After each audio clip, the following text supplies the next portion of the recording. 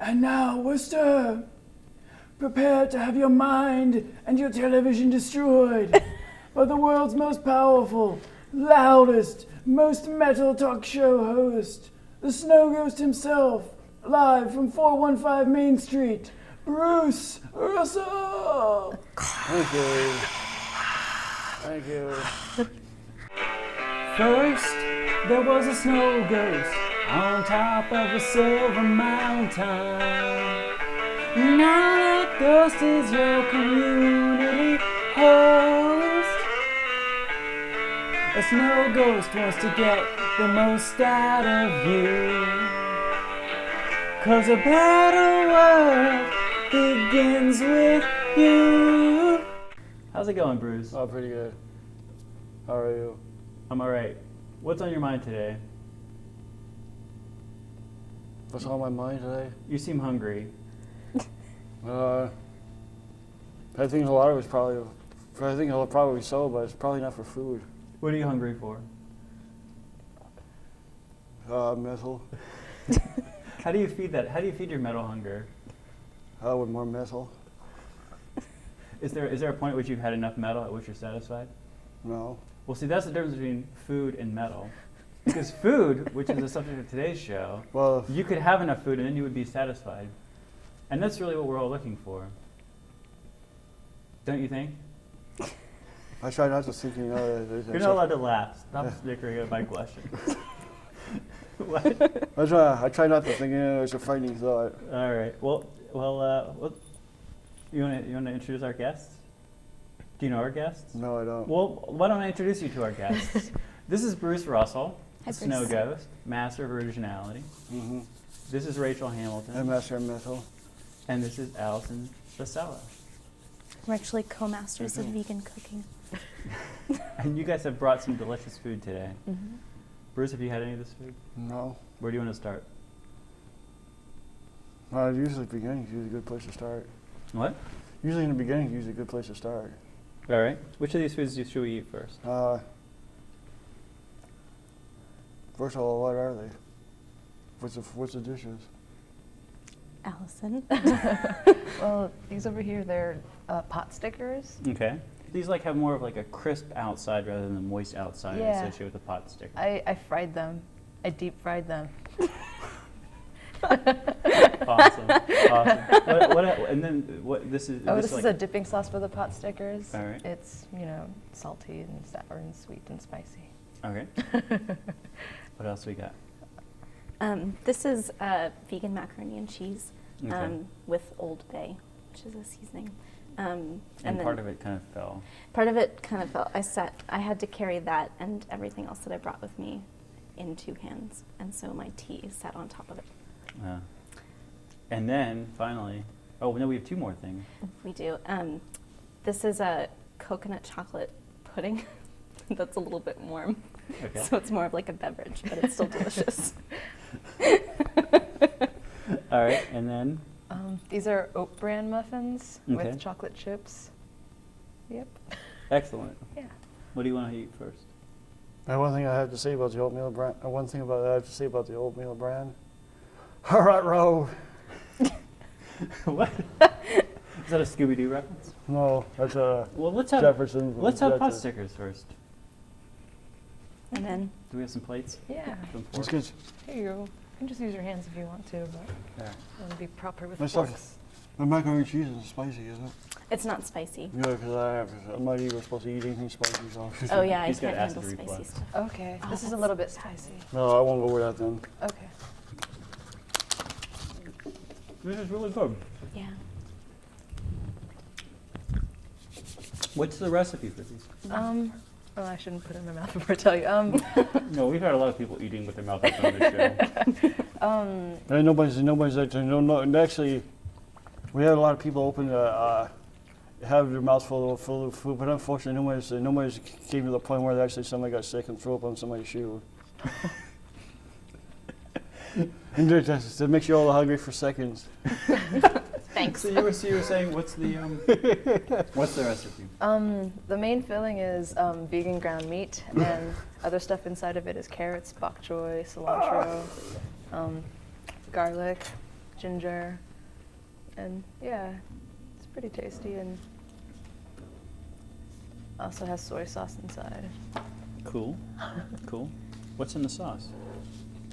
The soy sauce is made of soy sauce, vinegar, sugar, sesame oil, chili sauce.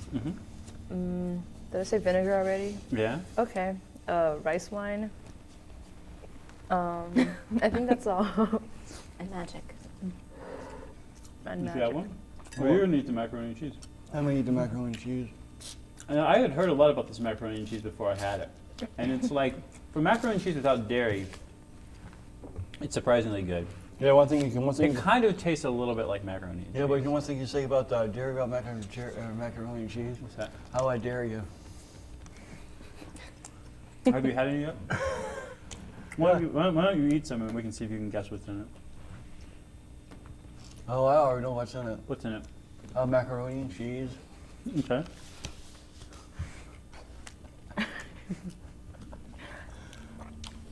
Probably some kind of crumbs or something. Mix it for really a You crumb. should eat some of it first. I already have. What did you think? It was pretty good. Well, I think you gotta have some, man. I will have some. I think I've had some of this before, but I will have some more Huh. right now. You know what they say about what does it say about macaroni and cheese without any cheese in it, or without any milk and dairy in it, Mike? What? How I dare you. Vegetables are the raw materials for Signor Luigi Livraghi's art. Signor Livraghi of Milan, Italy, uses potatoes, cabbage, eggplant, peppers, and celery to create odd and decorative sculpture. His deft fingers are at work now on a bird, which seems almost to come to life before your eyes.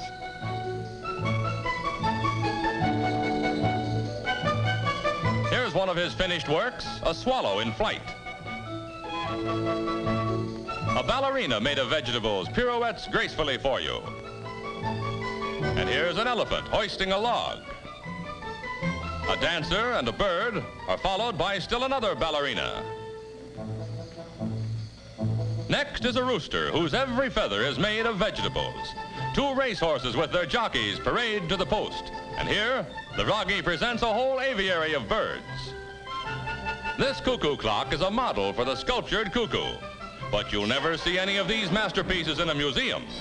Mercilessly, they're tossed in the pot for supper, thus nourishing body as well as mind.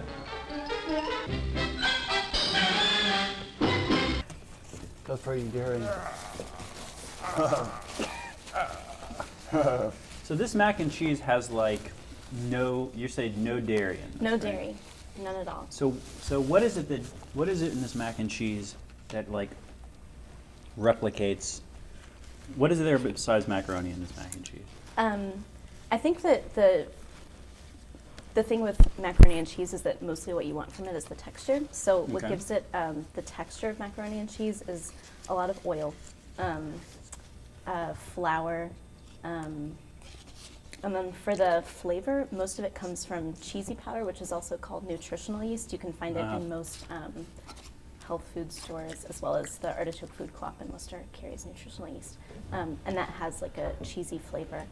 And that's where most of that comes from. I also put Old Bay in this. Is there because mustard in this? There is a little bit of mustard, as well as soy sauce. Yeah, I can taste it. I can taste it too. Okay. What do you think? How I must.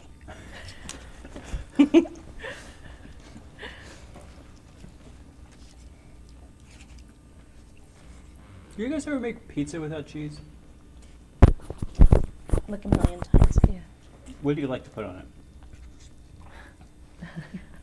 A lot of garlic. Yeah. I just put mushrooms, spinach. And peppers and artichokes. You put like tomato sauce on it? Yeah, Oh, yeah. I've never really liked tomato sauce on a pizza, so I don't need it, but You can live with it. I can live with it. You ever do like pesto? Yeah, that's really good.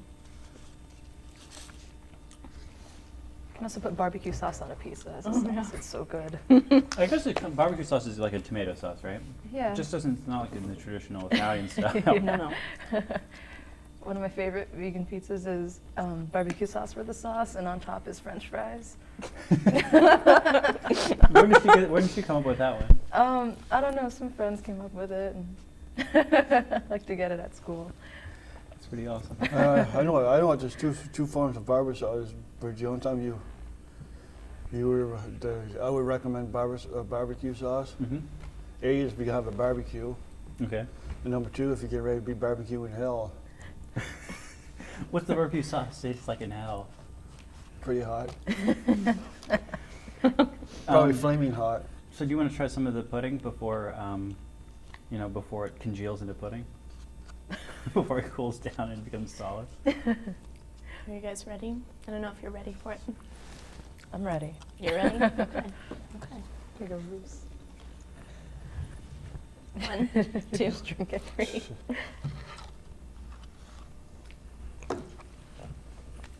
Surprise. That's what your face said. I wish we should have had a close-up on me for that one. That was a little bit like not what I was expecting to have.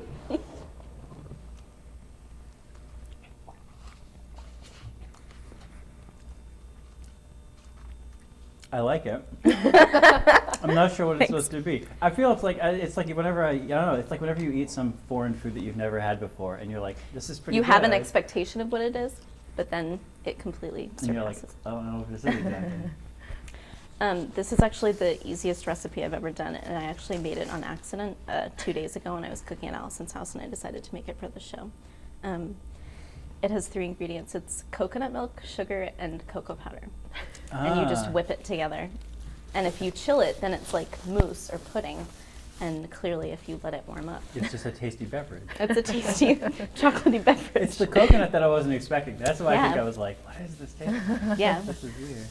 This is weird. Well, now you guys are both involved.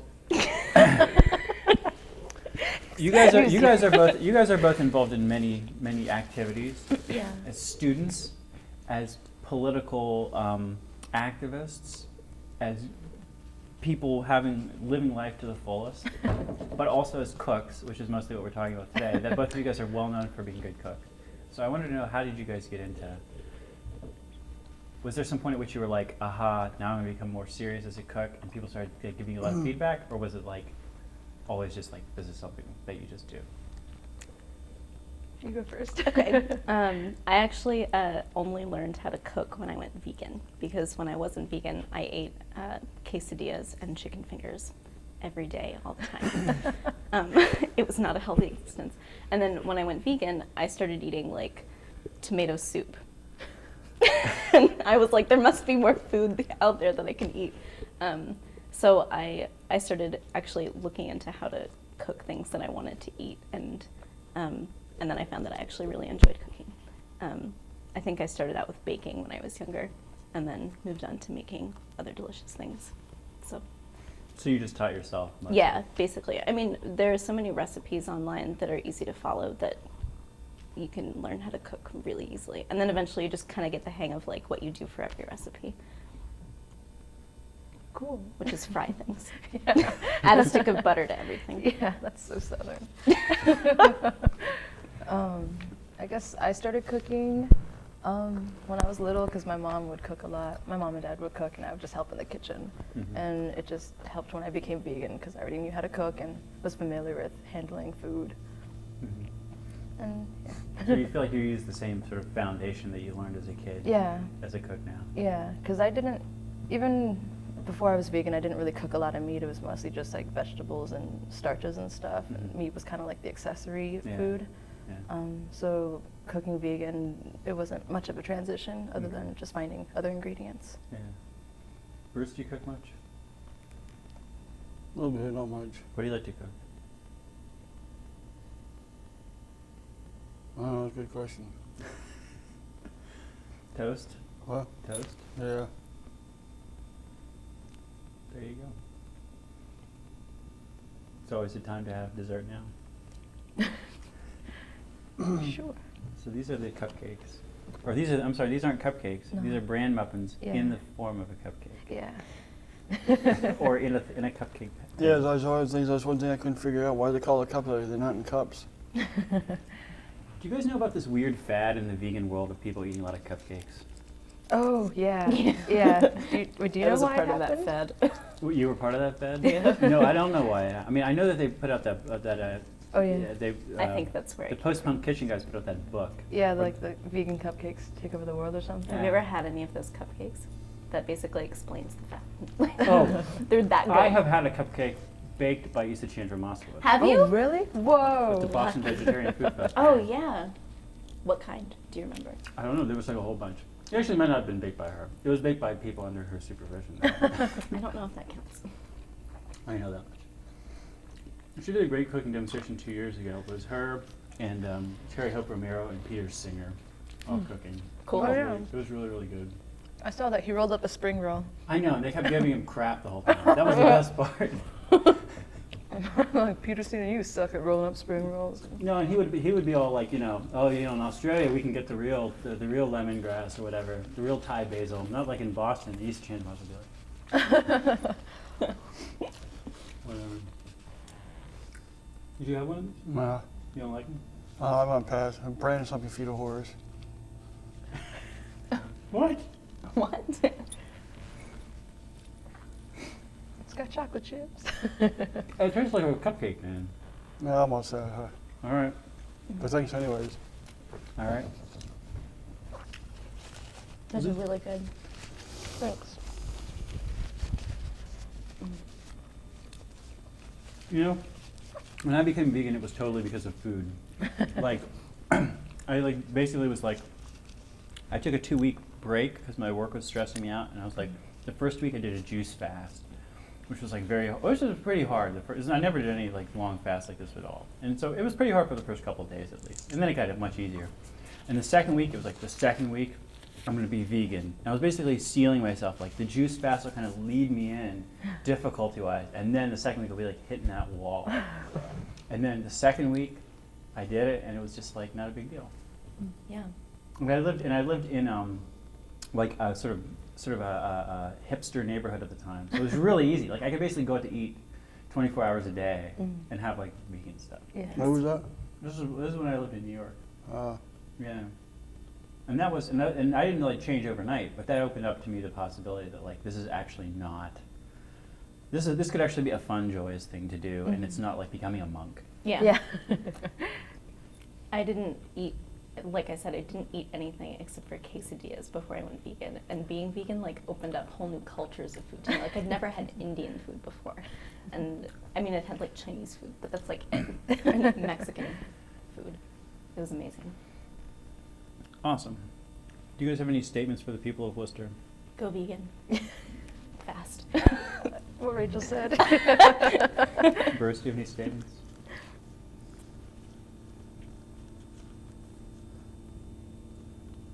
Do I have any statements? Gee, that's a good question. Do what you will. Do what you feel. But whatever happens, good or bad, it reflects on you. So give yourself the credit. If you child that don't grow up properly, blame me and good luck with it. I want to ask you a question, Bruce. What's that? So you have a lot of friends who are vegetarians, right? Right?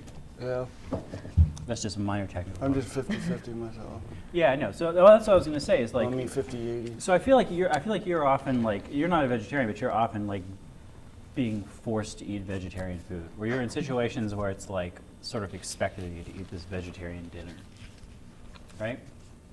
Well, I just wondered what you thought about vegetarian food as a non-vegetarian. I wouldn't say I was forced a vegetarian. I mean, I just pretty much eat what's in front of me. I mean, So really, you're just like not very within discriminating. Polite. Reason. And so, I mean, I could say that. You're not eating what's in front of you now. All right, that's a, Those great muffins. excuse me, but I'm like 50%, 80% more of eating vegetarian than I am 20% on eating meat or stuff like that. Awesome. So, Did you guys know he's been working out? Really? I don't think we've ever really talked about this on the show, have we? what's that? You're exercising?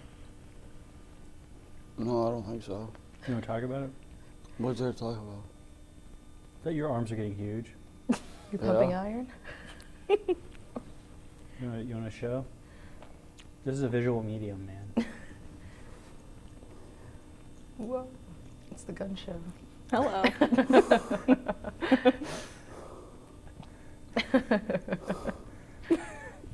Rachel's got guns. I do have A guns. good light. Do you work out? Yeah, I swim. Go for it. Show it. Here. No, I don't want to crowd you guys. All right. I think it would be rude. It's not gonna. Our manhood is secure. We're already too strong than we are. We can handle Yeah, it. I'm talking about. I don't swim either because I mean, I don't believe it. I don't jump off the deep end anyway. It seems like I live life on the edge already. So why? You've don't- already gone off the deep end. All right. You don't need to do it again. All right. I was trying. I don't have to do it again. Do you want to give the guests our gifts Sure. from our sponsor, the HBML Junk Shop? Whoa. Here's one for Allison. Sweet. This was actually featured on the first ever news report about HBML when they first opened. This miniature portrait of a Mayflower. Neat. That's sweet. I believe Mike Leslie got it from a friend of his who lives in Lynn. Thank Her you. name wouldn't have to be Lynn with it. And then here's one for Rachel. Mike. This is the Stale Urine album, Embodiments of Craving and Aversion. Hey, Mike. What? Thanks. Courtesy That's of our sponsor. Hey, Mike. Her name wouldn't have to be Lynn with it. I don't know. You should ask him next time you see him, Bruce.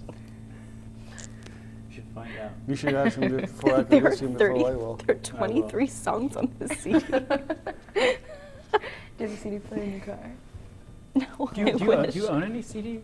You're like a young. We should point out you're both young people, We're really young. so you guys don't really do the CD thing, right? I still buy CDs. Yeah. Yeah. Why do you? Under what circumstances do you buy a CD? Like If it's they're a regular used. thing. If it's the cheapest, easiest way. Yeah. She's like a pair of shoes. If it's used. Yeah. From.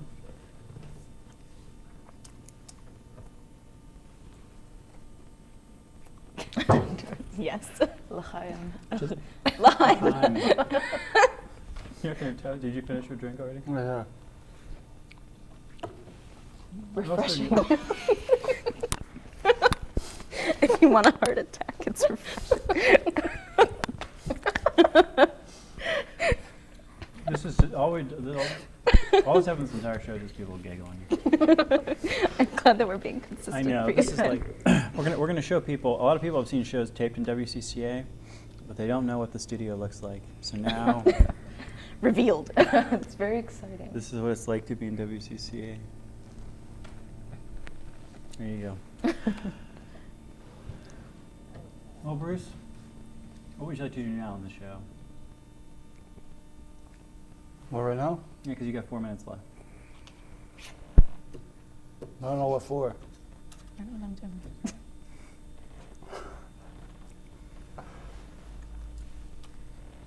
How do you feel the show's been going? But one today, or Just in general. I thought they'd be going pretty good. You have any plans for upcoming episodes? Do you have any dreams for upcoming episodes? Maybe when I come back from Florida, I'll be able to talk about my trip to Florida and what it was like there. All right. It's not like the first time I've ever been to Florida. Okay. Cool. Well, guys, thanks for being on the community show. Our guests have been Rachel Hamilton and Allison Vasallo. And I'm Mike Benedetti, co-host. And for my co-host Bruce Russell, a final thought.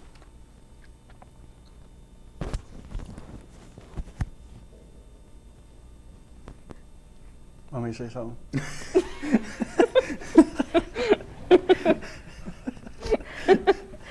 Yeah, whenever I say a final thought, I don't just mean you have to think the thought. You have to share the thought. Okay.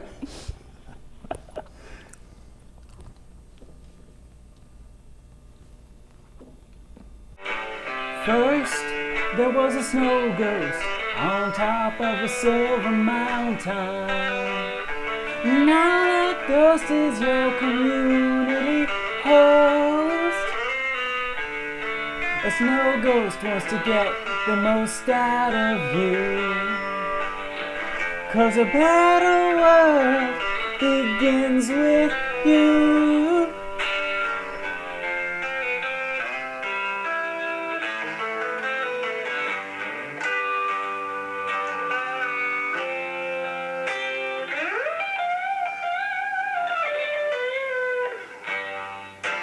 This is really cool. There's a song on the CD called I Want You to Die.